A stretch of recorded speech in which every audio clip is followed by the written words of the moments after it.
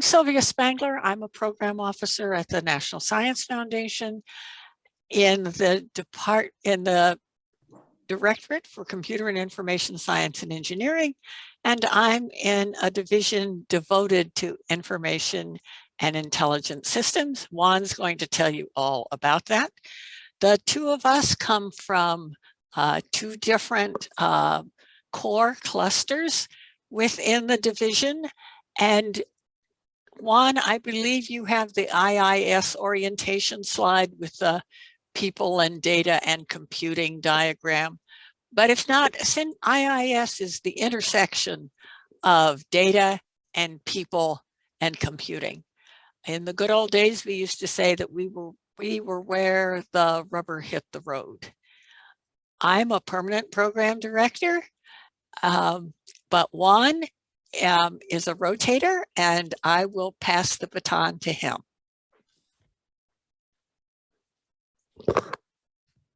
Juan, we can't hear you.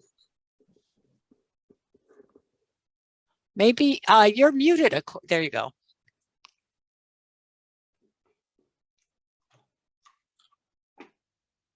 Maybe your volume is down. What about now? Now it's good. Thank you. All right. So my name is Juan Vax. I'm a program director in science, in computer information science, and I am specifically on the cluster of robust intelligence. I'm also work on the National Robotics Initiative program, also lead the National Robotics Initiative program and the foundational research in robotics. And I'm in charge of projects that fall in the area of machine learning, AI, but my most important, I could say, responsibility has to do with all the programs that involve robotics and robotics research. Thank you. So my cluster where I live is information integration and informatics. I'm currently the cluster lead. I'm particularly interested, beyond what the name of my cluster is, in data. I care about data's entire life cycle, including its analysis, management, visualization,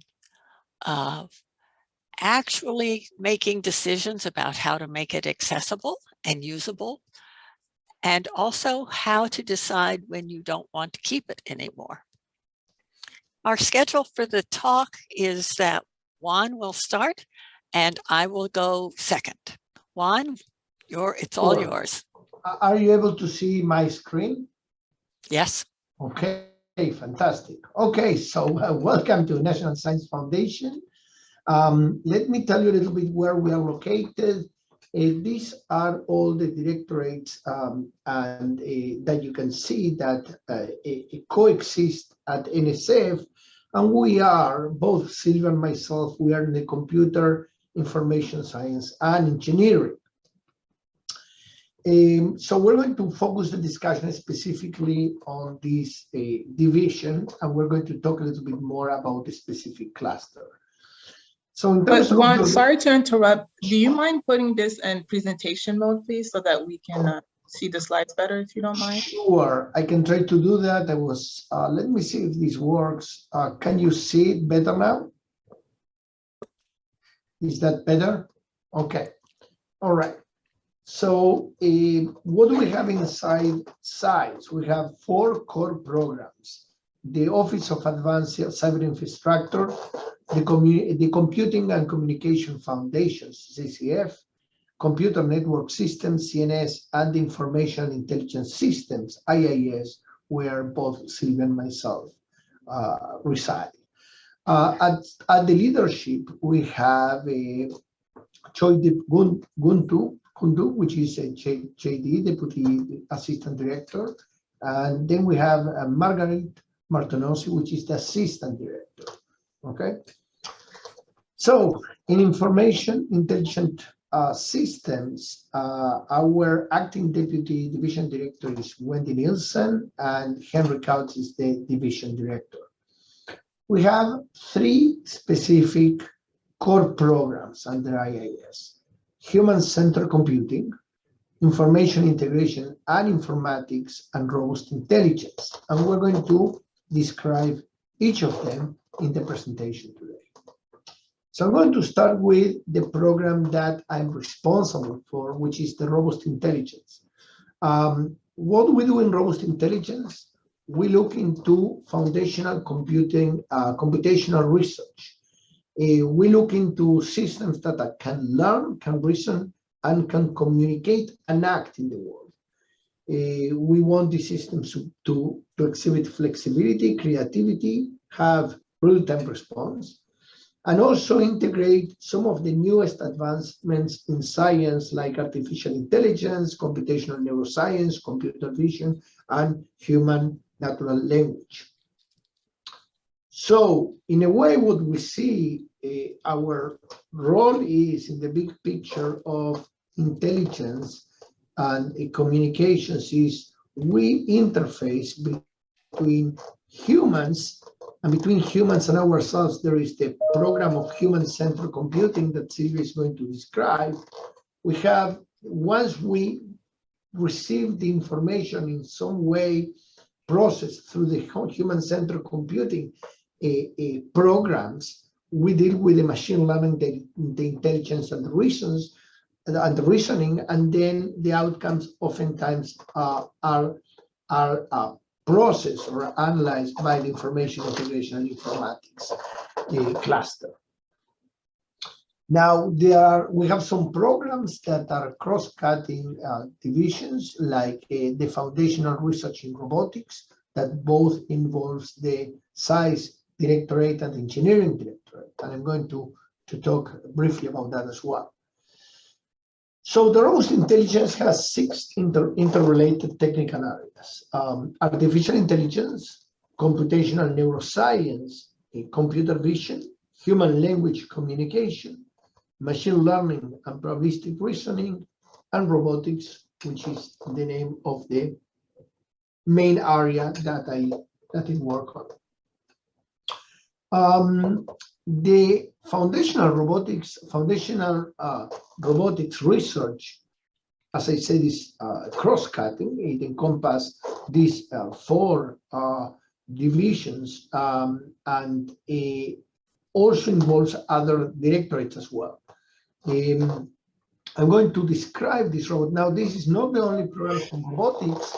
The other large program is the National Robotics Initiative, but the National Robotics Initiative has been sunset recently. So the main program in robotics and all the work in robotics will converge when it comes to foundational robotics research. We focus on 3 questions on FRR. Do we have a robot in the project? Is there a robot?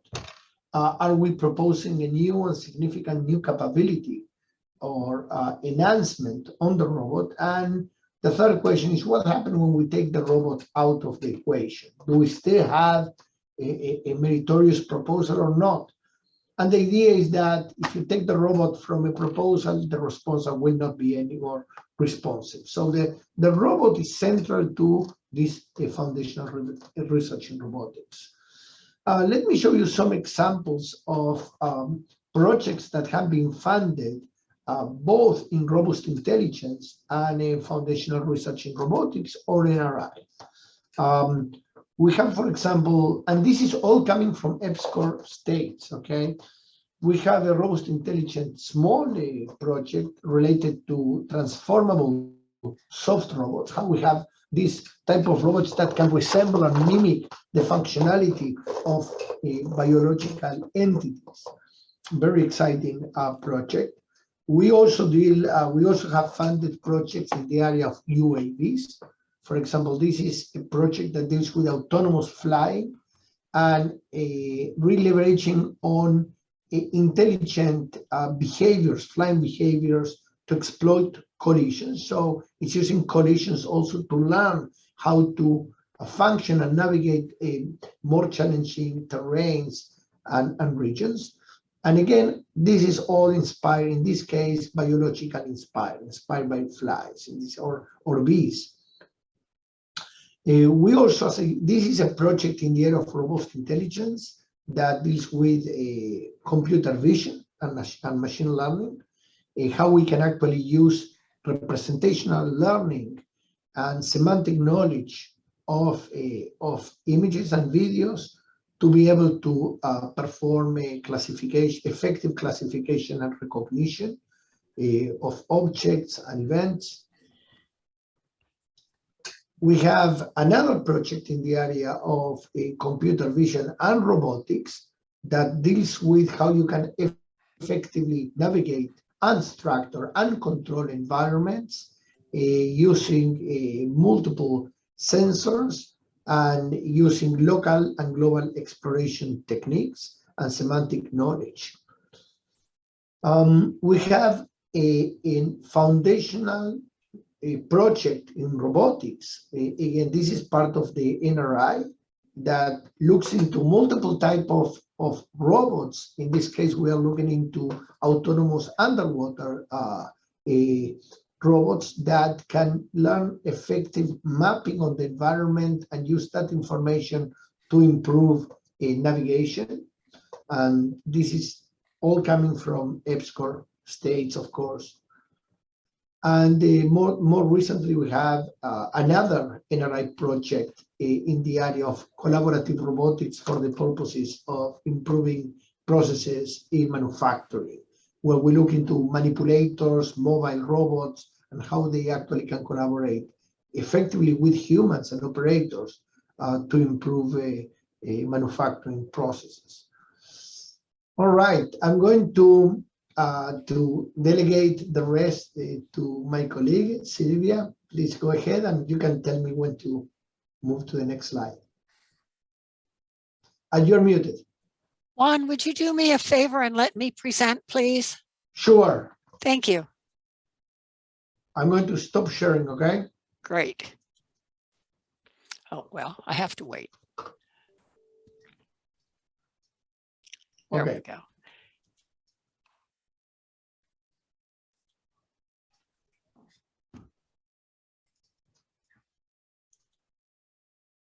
All right.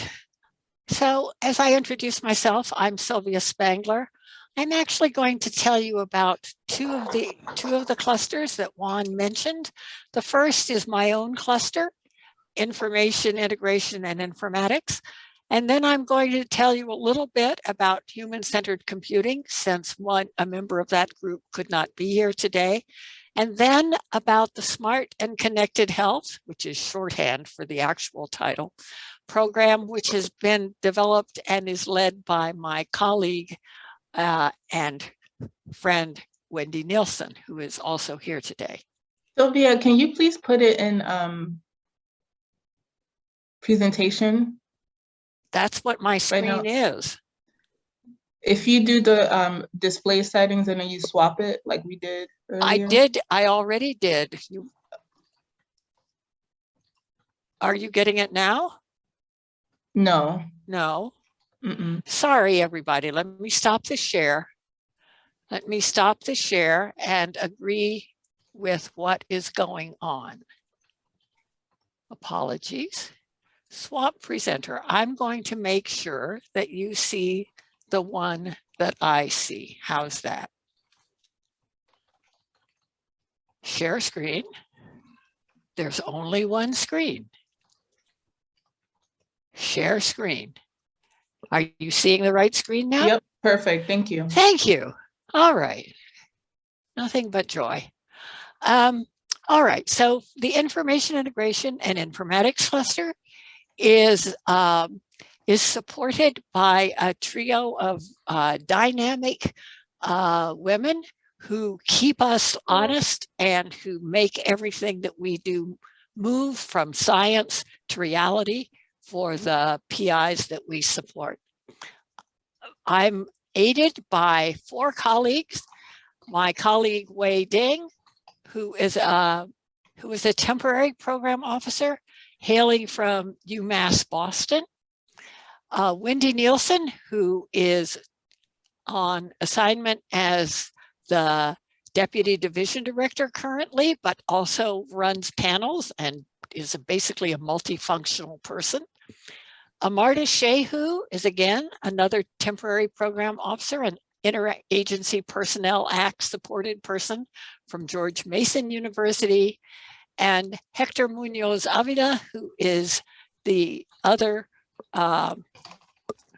permanent program officer in the cluster. And of course, if I could make it move, I would be even happier. Okay. So,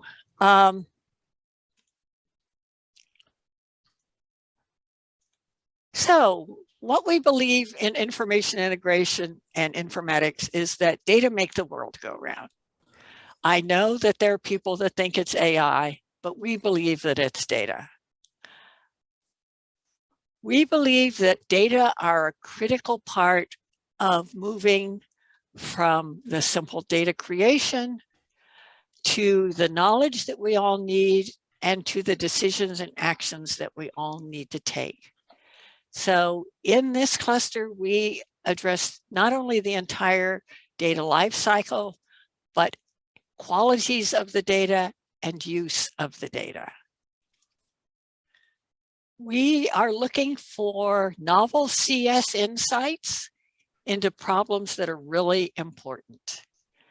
It's not just an application. The application gives you the data and the kinds of specific circumstances, but what we're trying to do is to generate basic computer science insights and move from simple data to applications in the real world that enable us to deal with real world data. So our primary research areas range from analytics through databases. You'll notice some overlap with robust intelligence and knowledge representation. Informatics, it's in our name. Information integration, information retrieval, recommender systems, fairness, workflows, provenance, visualization.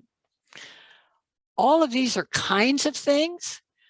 We did an analysis of what our awards look like, and they look like things that kind of look like robust intelligence with deep learning and optimization and natural language. But it also, and representation learning, but it also is embedded in an area in which the qualities of the data and the data systems are equally important. So what we consider our emerging topics include kind of knowledge and data-driven analytics, but also model-driven and data-driven analytics. Fairness and ethics and transparency and small data. The interesting things about small data are often, it may be masquerading as big data, but it's actually, the big data is missing so much data in reality, it's small data. So I'm going to switch now to covering human-centered computing. Human-centered computing that's interesting. Human-centered computing is my colleagues Ephraim Gleinert, Dan Causley, who's their cluster lead, Todd Lean, Bill Bainbridge, and Druid Kern, and Prabha Prabhakaran.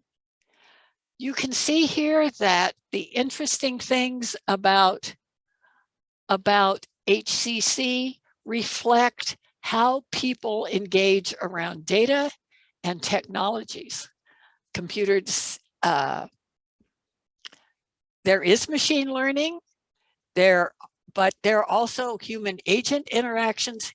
The important consistent line here is the human part, the social part. So the thesis of HCC is that technology is embedded in society, that the boundaries between humans and technologies become almost invisible, and that the socio-technical systems in which we live have become second nature. And so it's really important to understand how the computing, the society, and the humans are co-evolving. So this is their typical playing field, includes computer graphics, especially animation and simulation, a wide range of human-machine interactions, agent interaction, but also human-robotic interaction, computer-supported collaborative work, which is a springboard for the future of work, assistive technologies, and trying to understand how information and computing play in the evolution of societies. And the last program is Smart and Connected Biomedical Research in the area of artificial intelligence and advanced data science, commonly known as Smart and Connected Health from its original early years. What SCH is looking to do is to support new interdisciplinary science for new ideas of value in healthcare. That includes not only the things in our division, information and intelligence systems, but things that spread across size, across engineering, and across smart the social and behavioral economics as a directorate in collaboration with NIH. It's a cross-cutting program. Our standard current awards tend to be in the area of $1.2 million.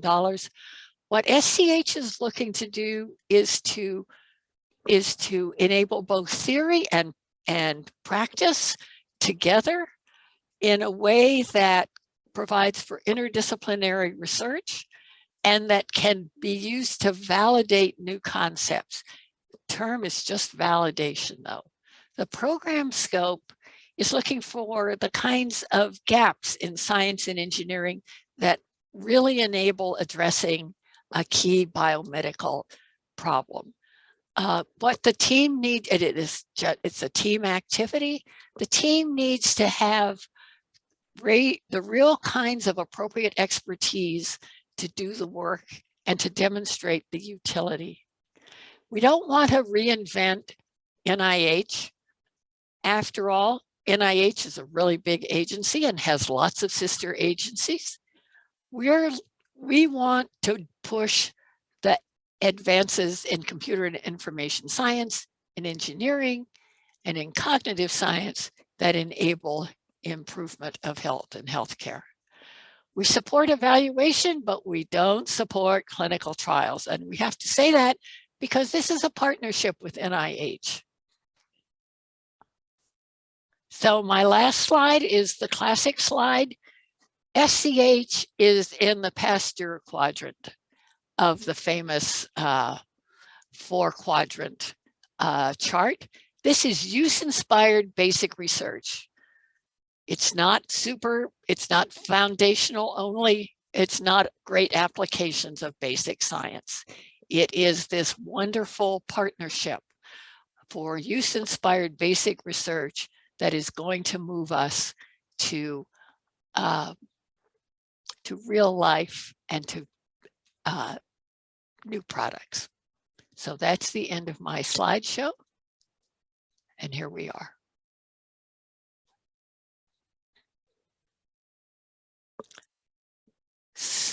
So my understanding is that we are available for questions and answers. We could, of course, expound on almost anything, but it really does help to have a question to push it along. And I'd love to see your faces if that's possible.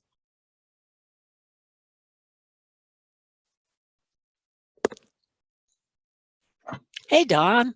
It's always nice to see familiar faces. Yeah. Not that I know I could teach you guys much. Anyway, are there any questions? Yeah, Christopher, I'm afraid to kill your last name. Oh, that's so fine. you want to introduce yourself? Sure. Chris Kaliba. I'm with Vermont EPSCoR, and I'm a social scientist by training that is working in computational spaces as well. One of the things that we as EPSCoR program officers have been encouraged to do as we're drafting our track 1 proposal, our next round, and we believe it may fit into the computer information space. And I just want to give particularly you, Sylvia, a little heads up that my colleague, Chris Danforth, may be reaching out to you. Yes, I just got an Okay. email. So we're going to give you a little pre-seas of what we're planning to do and whatnot. And I don't want to kind of steal his thunder on having that one-to-one conversation with you. But a question I have relative to health and information science. Our effort is focused a bit on taking curating data to then run through n-gram analysis to develop data visualization. So our research group has done a lot with data visualization around sentiment in social media, for example, but we want to expand this capacity with other data streams. And one of them is intake interviews that then become digitized in mental health areas. So it's not a clinical trial, but it would be the idea of taking patient intake data, digitizing it, and then quantifying the results. And if we do this in a large N kind of space, creating a more robust, particularly in mental health space, where how people describe their feelings, emotions, experiences, behaviors, and whatnot it could be useful information in a diagnostic. We're excited about this idea. We're working with MDs in the team, but the questions that we're kind of dogged with a little bit is what's the line between, do we cross the line into NIH territory? And do you have any advice on kind of staying in the NSF side of that equation? And Chris may be able to have, he may be asking you some of the similar questions, but that's just a question we have is when we start talking about healthcare effort, where we are concerned about the NIH line stepping over. And do you have any advice or thoughts in that space? Well, Wendy can explain clinical trials much more clearly than I can. Right. But I can tell you that from my perspective, what makes a difference is the innovation and insights in computing. Right. In could be even in data curation, to be honest. Could be new ways of enabling the visualization in a way that gets buy-in from, I'm assuming you're looking at the healthcare provider, not the patient, but I may be wrong. It could be patient use. But it's that integrated process. And then I think it stays on our side. You need to be really clear where the innovation is, though, and how, and I'm assuming it fits the EPSCoR, goals for Vermont. Right. But as a topic, it's certainly appropriate from our perspective and stays on the NSF side. Okay. And it's a piece of the bigger puzzle. So the bigger endeavor here is digitization of data and data archives and utilization of that space to it's an interesting area. Actually, my colleagues in OAC, Office of Advanced Cyber Infrastructure, are also interested in that area, particularly in archiving data. All right, great. Well, I'll reach out to them too. Thanks. Can I add one comment to that? Please, kept hoping you'd just. Oh, no, but you did such a great job. The one thing I will say is there is a lot of work in this area, a lot of work. NIH funds it, NSF funds it.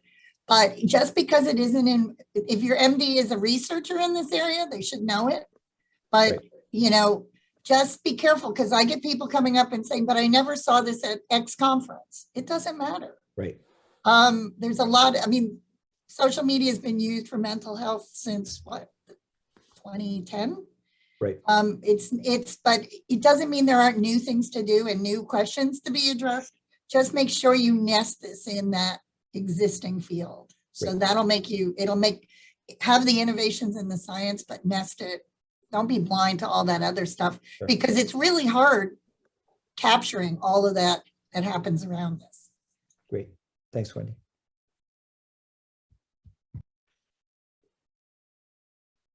So Sylvia, I wanted to add something. Yes, please, Subrata. Nice to see you, Wendy, Sylvia. But I wanted to say, Chris, there is a out of cycle solicitation with my friend from OAC, Kevin Thompson. So I co-lead the OAC with them from EPSCoR. I'm a program officer at EPSCoR, but they have an out of cycle one on data storage, data connectivity. And this is June, I put down the link, it is June 27 deadline. So when you say a piece, that could be a good fit. Please read the solicitation. Yeah, that may be also good to speak to in our sustainability plans for future. Yes. work. Yes. Great. And Kevin is like, shoot him an email or let me know how I can connect you guys. But, I'd be happy to. Great, thank you. A really great program. Very effective in linking all kinds of schools. Other questions? We can chit chat forever. Don, how is life? Things are good. It's good to be in a forum with 3 program managers that are managing or that have supported me over the years. I have a current track too, which is funded by which is managed by Dr. Achaya, and I also have a current SCH with Dr. Spengler being the program manager. And also Dr. Windy Nelson's funded me on SCH in the past. So I joined this to see what is going on and what is new. And you don't have any questions? Where have we failed? I don't have any questions. I'm just an observer. So what do you think is most critical for writing a good, smart and connected health proposal?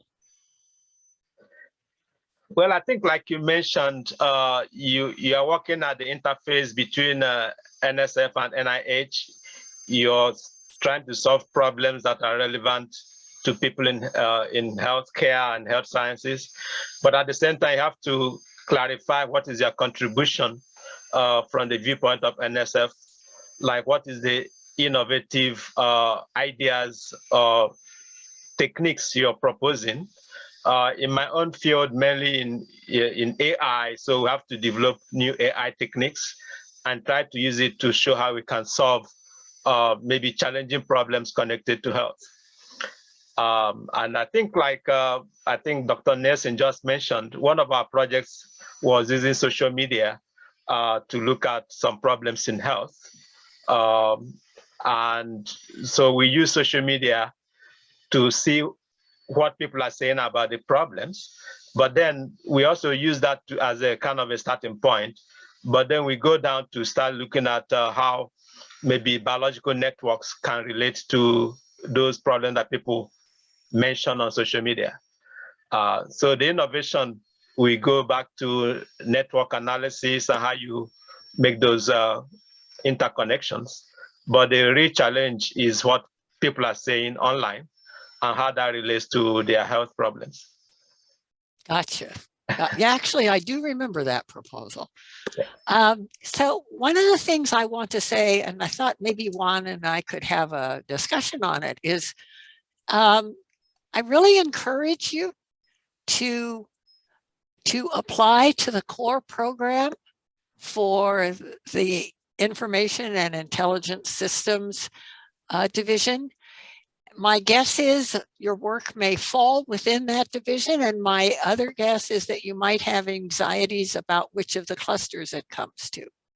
So one, for example, I noticed you have human robotic interactions as a major component, and HCC does too. So when you get a core proposal that looks kind of you and kind of HCC, what do you do? Well, this is why the Foundational Research in Robotics was created, is to make sure that in the moment that we answer these three essential questions that I presented in the beginning of this meeting, which was, remember, which were the first one, whether there is a robot. Second, whether we are improving some capability or functionality in the robot, or we create a new robot. And the third is whether the robot is essential or not. In other words, if we take the robot out of the equation, whether the intellectual merit stands or not. And that's the three questions that we would like the PI to be able to answer through the idea, making sure that whatever idea they propose, first of all, they need to address the fitness or suitability to the program. So if the answer to those three questions is positive, then it's suitable to our program, and I would further encourage the PIs to submit to our program if those three questions are positive, because we also try not to overlap between the programs. While other programs may fund projects that involve or include robotics in one way or the other, for example, robots may be used as tools or platforms to demonstrate some concept or some theory. We really focus on these central components or central aspects of robotics. So if you, bottom line, long story short, if you can answer those three questions with a yes, I would encourage to submit to our program if your project is about robotics. Regarding the second question that Sylvia asked, regarding human-robot interaction, we definitely support human-robot interaction, but again, as long as those three essential questions are answered. And we oftentimes may even conduct a full panel on human-robot interaction if we get a critical mass of proposals in that area. So we welcome those projects. We welcome any projects in robotics. And I'm talking right now with my hat of a roboticist. Of course, as a robust intelligent program director, we also welcome projects in other areas as well of machine intelligence. And be as creative as you want and as you can. And once the questions regarding suitability to the program are answered, then of course the focus is on the merits of the project.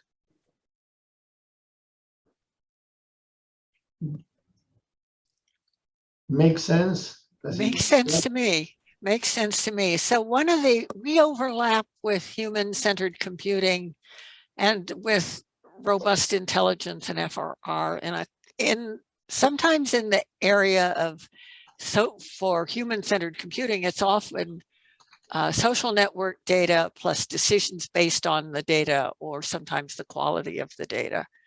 That's not an uncommon area where we have a fair amount of discussion.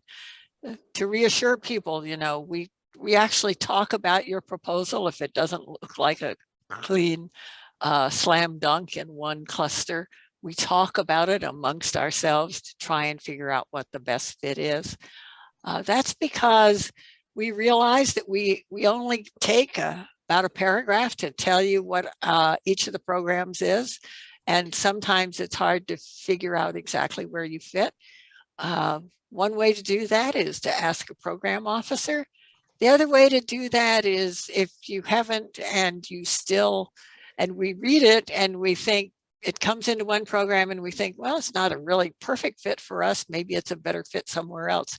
there's a lot of interaction between program officers in different programs to find the best home for a proposal. I personally believe that almost always there's a good home for a proposal somewhere in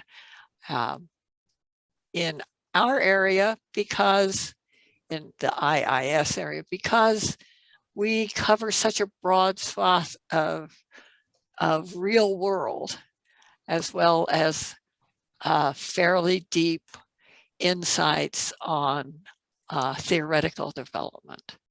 So I'm chattering away. Fred, Don, Chris, do you have any other question?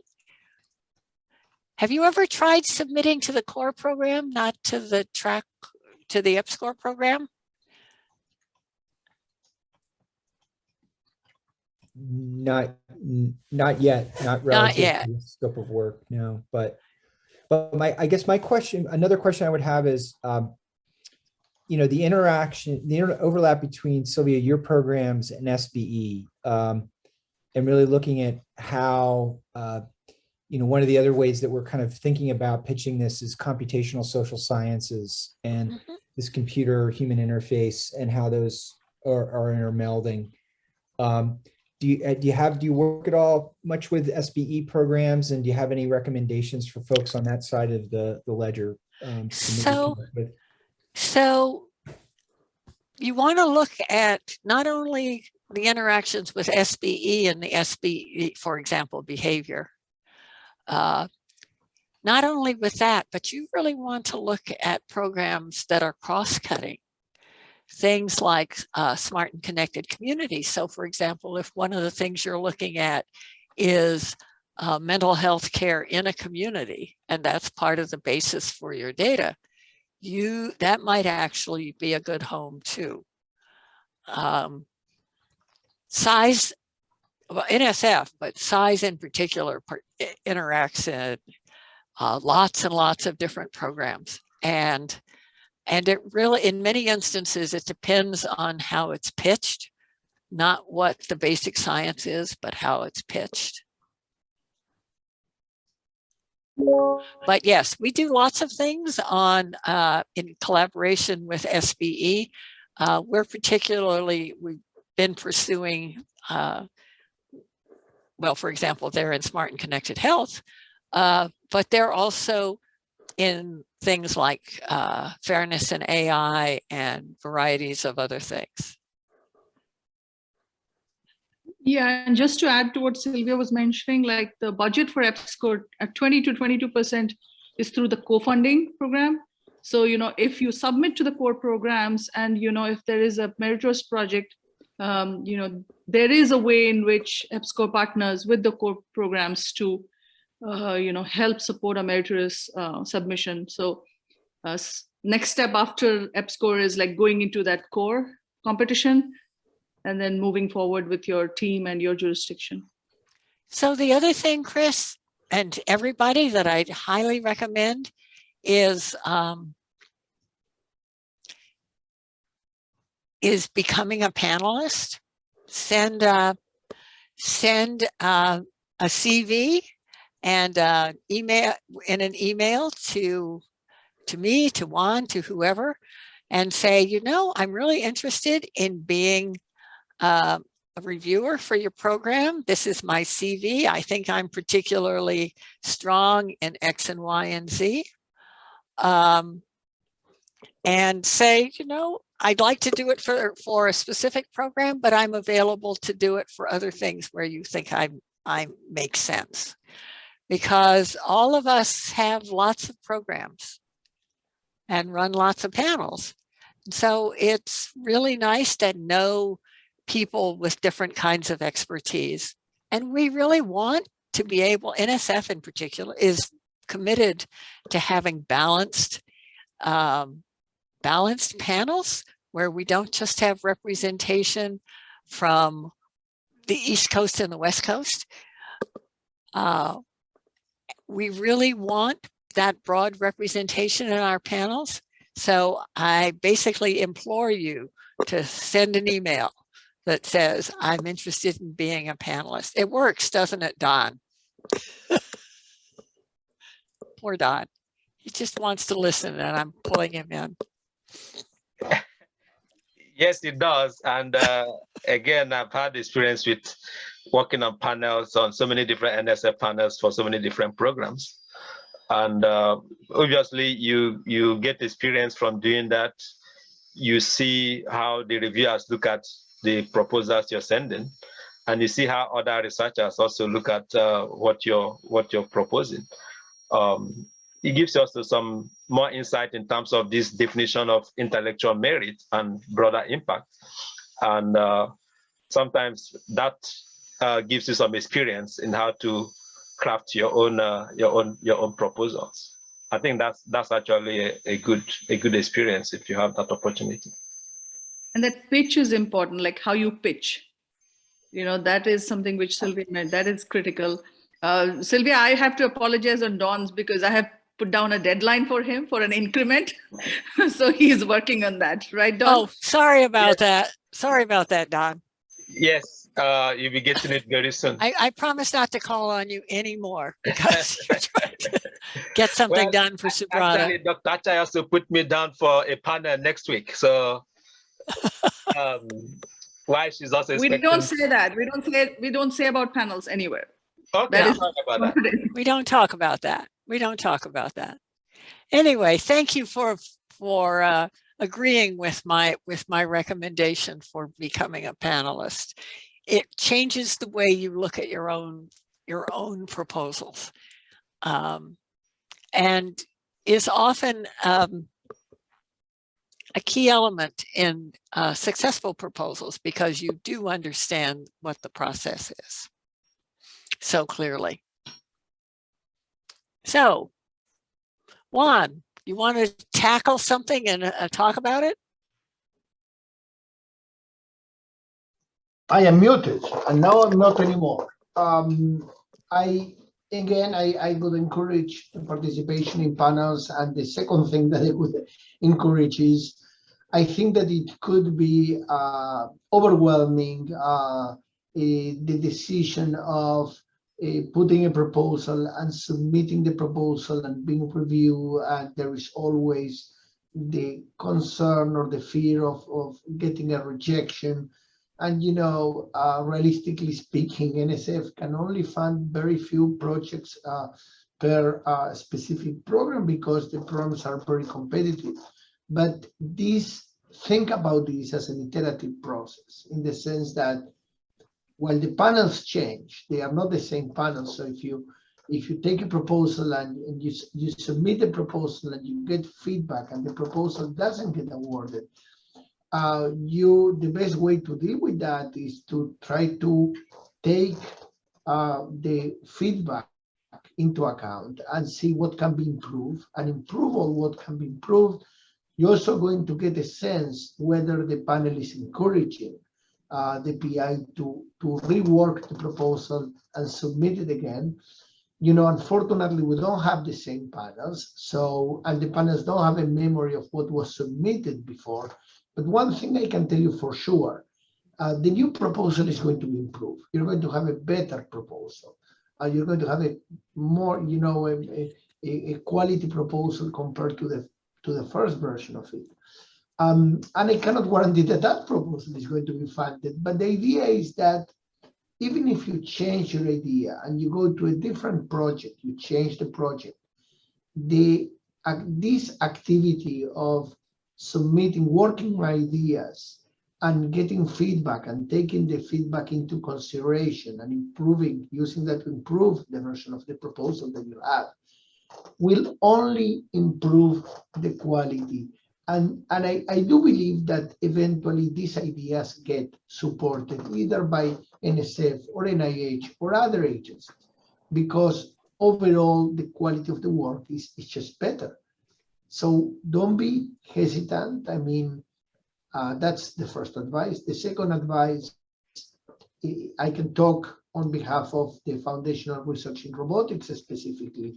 We have a process where if you have an idea, you can put a white paper, one page only, You can send it to us to get our feedback.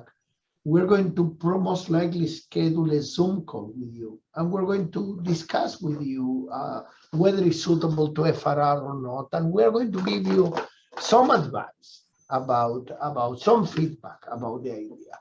So, you know, we are approachable. This is something that we do for anyone that wants to submit a proposal to FRR, and we really want to help the community.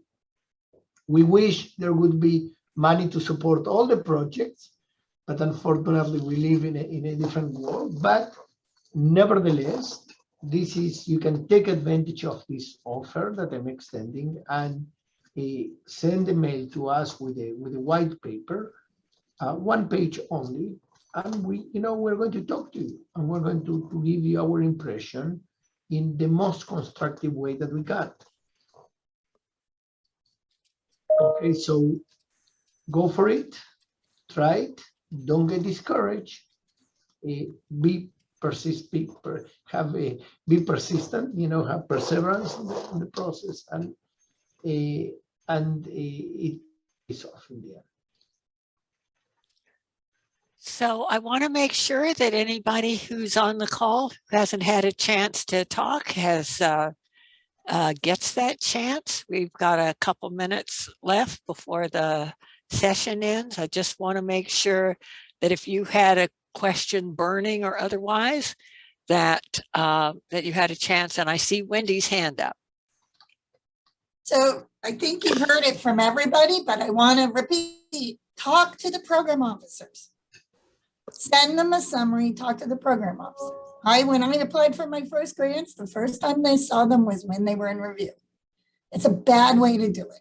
Talk to them. If they don't answer the first time, if I don't answer you, it's not because I don't care about you. It's because I needed to think about it. And of course, 95 other things got in the way. So send another message. It says, Wendy, you know you're busy, but I really want to talk to you. And then I'll go, oh, that was bad. I wanted to talk to them. And I'll drop everything and say, this is important. It shouldn't be the way it is. And I'm not defending it, but it's reality. And everybody's busy, but it doesn't mean we're not too busy for you. So just make sure you understand that. We are not too busy for you. We really do. The best thing you can do is talk to us.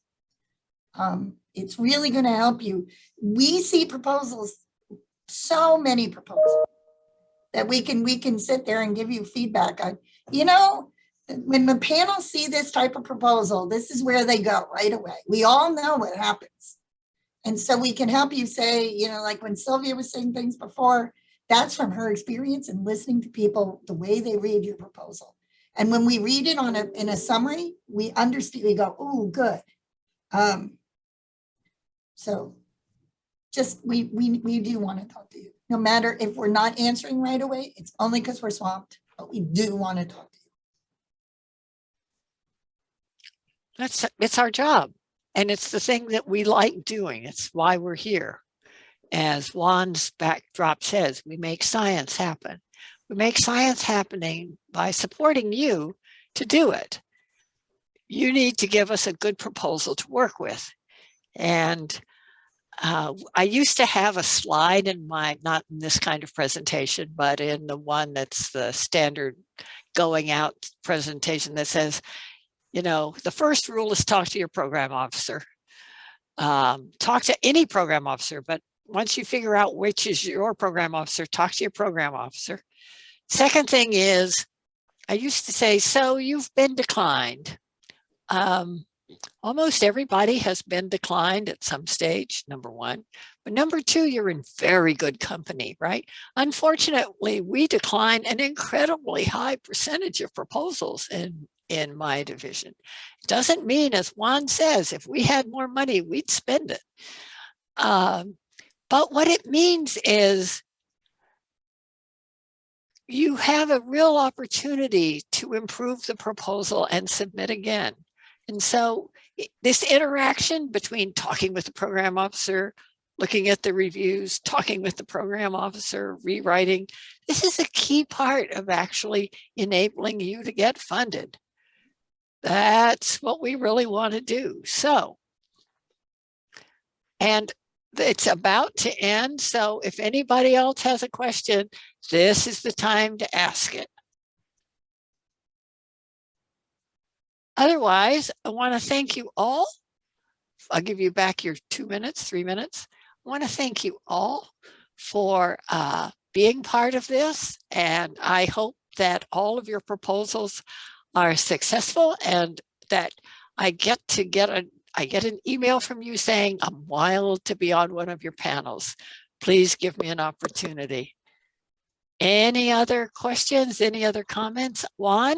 I want to give two anecdotes from the time that I was a new faculty. By the way, I'm a rotator from Purdue University, so I'm still a faculty. But I don't remember my first NSF proposal that was rejected.